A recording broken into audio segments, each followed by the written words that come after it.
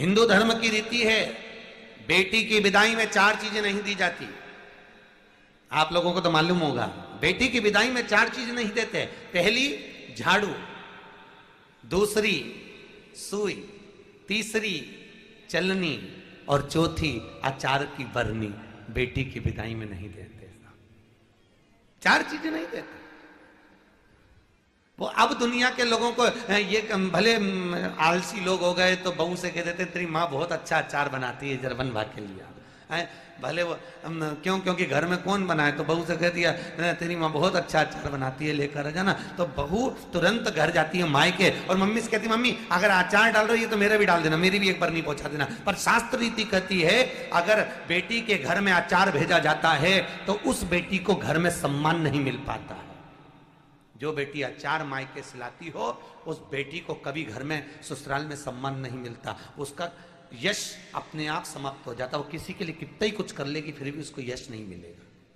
अचार की बात, 4 चीजें छोड़ दी जाती है। फिर से बोलो, पहली झाड़ू, दूसरी सुई, तीसरी चलनी और चौथी अचार की बरनी। नहीं देते। हमारे यहां देते क्या है, अगर बेटी की विदाई में देते हैं तो पहली विदाई में बेटी के दिया जाता था माठी, देखी होगा वो मैदे की पूड़ी, मैदे की पूड़ी, और ऐसी बांस की डलिया में, क्या बोलते हैं आपके यहाँ, खाजा, खाजा, और बांस की डलिया में उसको बांधकर पीले कपड़े से बांध कर दी जाती थी। उसमें ना शक्कर डलती थी ना नमक डलता था, बिल्कुल फीकी। क्यों देते थे फीकी?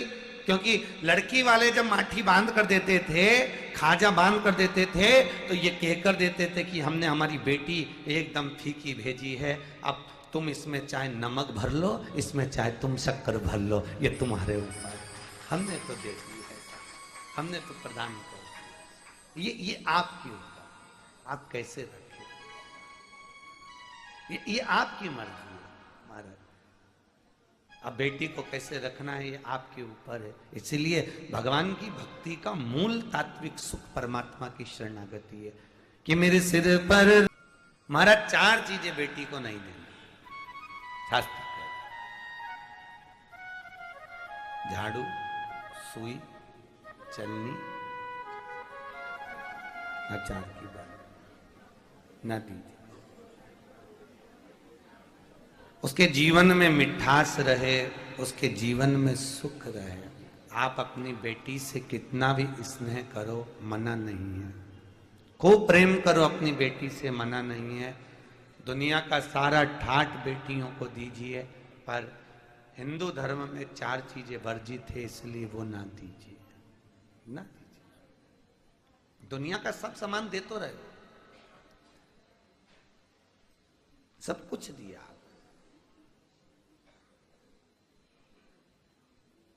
बड़ी दे दो, पापड़ दे दो, ये सब घर को जोड़ने वाली चीज है, ये घर को संजोने वाली चीज है। बड़ी इसलिए देते हैं क्योंकि ये वर्ष तक रखी भी रहेगी तो खराब नहीं होगी। हमारी बेटी को हमने जिंदगी भर रखा, उसने अपने जीवन में सुख बोया है, कभी बेकार नहीं रही है, हमने आनंद की अनुभूति के लिए। भगवत तत्व की शरणागति का मूल बिंदु, दुर्वासा मुनि ने दुर्वासा जी से पूछा मैं अपनी पत्नी को रखूं कहां? लक्ष्मी जी नारायण से बोली प्रभु ये मेरी बहन से मिलने आए और परंतु ये तो आदर ही नहीं करिए। भगवान बोले कोई बात नहीं, आदर की जरूरत नहीं, उसी का आदर नहीं हो पा रहा, अपना कहा करे, अब बेटी है तो इसका करें क्या? भगवान नारायण ने बोला लक्ष्मी आज शनिवार का दिन है, जिस दिन अपन इस दरिद्रता से मिलने के लिए पीपल के पेड़ के नीचे आए हैं। हिंदू धर्म में ये दिन पीपल के वृक्ष के लिए पूजनीय होगा। जो भी शनिवार के दिन पीपल के वृक्ष की पूजन करेगा, दूध चढ़ाएगा या मिष्ठान का भोग लगाएगा, लक्ष्मी और नारायण उसके घर में प्रवेश कर जाएगा। लक्ष्मी और नारायण उसके घर में प्रवेश करना, इसलिए नियम बनाया। कौन से दिन का? शनिवार। लक्ष्मी जी बोली नारायण आपने तो एक दिन का वार लिख दिया, शंकर जी ने 7 वार बनाए हैं, रविवार, सोमवार, मंगल, बुध, गुरु, शुक्र और शनि, ये शिव जी ने बनाए। अब एक दिन आपने अपना बना लिया, बाकी के दिन अगर कोई इस पीपल के वृक्ष के नीचे आएगा और यहां तो दरिद्रता बैठी है तो उसका क्या होगा? भगवान नारायण बोले, सुन दरिद्रता, तेरे से एक विनती है, अगर कोई भी मनुष्य इस पीपल के पेड़ के नीचे अगर 7 दिन में आता है और उसके हाथ में अगर कोई सामग्री होती है तो तू उसके घर में प्रवेश नहीं करेगी। नियम है पीपल के वृक्ष का, या तो पानी का लोटा लेकर जाओ, कुंकू का चोपड़ा लेकर जाओ, शक्कर लेकर जाओ, या पेड़ के नीचे चींटी को डालने के लिए आटा ले जाओ, पर खाली हाथ पीपल के वृक्ष के नीचे कभी मत जाओ, कभी नहीं जाओ।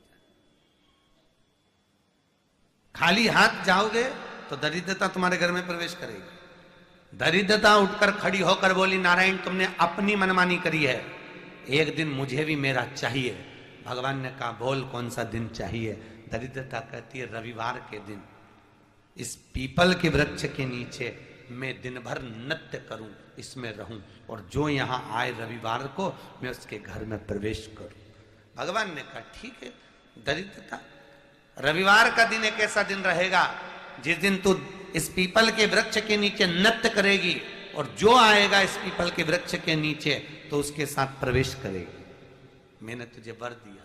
इसलिए हमारे यहाँ केवल पीपल का वृक्ष अगर दीवार में भी लग जाता है ना, किसी की फैक्ट्री की दीवार में, किसी के घर की दीवार में पीपल का वृक्ष अगर लग जाता है, पीपल का पौधा लग जाता है, उसको कितना भी तोड़ लो वो वापस लग जाएगा, फिर तोड़ोगे फिर लग जाएगा।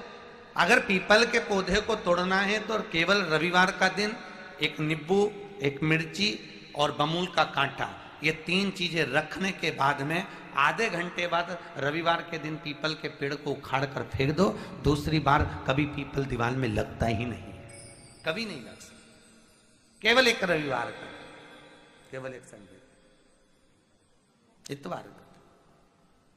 घर में दीवानों पर अगर पीपल लग भी गया है, इसलिए पीपल के वृक्ष को उखाड़ने का, अगर घर में पीपल लगा हुआ है या पीपल का पौधा हमारे घर में लग गया, उसको उतारना, निकालना, लगाना, तो पीपल के वृक्ष को अगर निकाला जाता है तो रविवार के दिन, और अगर पीपल के वृक्ष को कहीं लगाया जाता है तो सोमवार के दिन या मंगलवार के दिन, बुधवार के दिन, इन दिनों में लगा सकते पीपल के वृक्ष कहीं लगाना। शनिवार का दिन एक ऐसा दिन होता है जिस दिन पीपल के वृक्ष को कहीं जाकर लगाया नहीं जाता, क्योंकि शनिवार के दिन पीपल के वृक्ष के नीचे लक्ष्मी रहती है। हम अपने हाथों से अगर पीपल का वृक्ष किसी दूसरी जगह पर शनिवार को रोपित करते हैं तो हमारे घर की लक्ष्मी अपने घर से छिन्न होकर चली जाती है। इसलिए शनिवार के दिन पीपल लगाया नहीं जाता, किसी के घर जाकर उसको वापस पलटा नहीं जाता, लग गया उसको। महाराज अब दुस्सा मुनि पहुंचे दुर्वासा जी के पास। प्रभु मेरी धर्म पत्नी को कहां रखूं आप बताओ। वो तो जहां यज्ञ होता है, अनुष्ठान होता है, दान होता है, पुण्य होता है, सत्कर्म होता है, वहां जाने को तैयार नहीं। अब करूं क्या? भगवान ने बोला एक काम करो। दुर्वासा जी बोले, जिसके यहां रात्रि में बर्तन झूठे पड़े रहते हो उसके घर में इस दरिद्रता को लेकर तुम प्रवेश कर जाना। जिसके यहां रात्रि में बर्तन झूठे पड़े हो वहां लेकर प्रवेश कर जाओ। दूसरी जगह दुर्वासा जी बोले, जो स्त्री घर में दोपहर के समय पर सो रही हो उसके घर में इसको लेकर प्रवेश कर जाइए। जो स्त्री दोपहर के समय में घर पर सो रही हो इस दरिद्रता को लेकर प्रवेश कर जाइए। तीसरा, जिसके यहां पर दरवाजे पर कांटे वाले पौधे लगे हों उस घर में इस दरिद्रता को लेकर प्रवेश कर जाइए। दरिद्रता, कितनी सुंदर बात कही है। दाता और विधाता कौन कौन? दाता और विधाता। लक्ष्मी और दरिद्रता के सगे भाई हैं। कौन कौन? दाता और विधाता। दाता को फिटकरी प्रिय है, विधाता को नमक प्रिय है। ये दोनों हमेशा लक्ष्मी को और दरिद्रता को दोनों को समझाते थे, दोनों में प्रेम बढ़ाते थे। आज भी हिंदू धर्म की रीति है, यहां तो ठीक है, जिसके यहां पर भी अगर थोड़ी सी भी परेशानी होती है, थोड़ा सा क्लेश होता है, अशांति होती है, लक्ष्मी नहीं टिक रही हो, काम नहीं बन रहे हो, बहुत प्रयास करा जा रहा हो और हमारा कार्य नहीं होता, तो क्या करते हैं, फिटकरी और नमक को पानी में डाल देते हैं और घर में पोछा लगा देते हैं। आप लोगों ने आजकल फेसबुक पे भी पढ़ा होगा, व्हाट्सएप पे भी पढ़ा होगा। तो क्यों लिखा उसमें? उसका कारण ही केवल इतना है कि दाता और विधाता की प्रियता उसमें। माता ख्याति के जो 4 बच्चे हुए, उसमें जो 2 लड़के हैं, दाता और विधाता, उसकी प्रियता उसमें, उसकी पूर्णता उसमें। अब दुर्वासा जी बोले अपनी धर्म पत्नी को वहां लेकर, जहां कांटेदार पौधे लगे हों वहां पर लेकर प्रवेश कर जाइए। कांटेदार पौधों में उस दरिद्रता का निवास हो गया। कितना विचित्र कथा यहां वर्णन करी है। श्रीमद् भागवत के अंतर्गत जो वर्णन किया कि मृत्यु निश्चित है, जन्म निश्चित है और परण विवाह निश्चित है। कब, कितनी तारीख को, कहां, किसके साथ होना है। दरिद्रता विवाह करना चाहती थी नारायण से, पर दरिद्रता का विवाह हुआ दुस्साह मुनि से। ये निश्चितता है और निश्चितता में कोई टाल नहीं सकता। कितने लोग होंगे जो आने की तैयारी में होंगे। कईयों के मन में होगा मैं भी जाऊंगा जगन्नाथ जी, मैं भी जाऊंगी जगन्नाथ जी, मैं भी जाऊंगी, मैं भी जाऊंगी। उनकी टिकट तक हो गई, पर जगन्नाथ से संबंध अच्छे नहीं थे।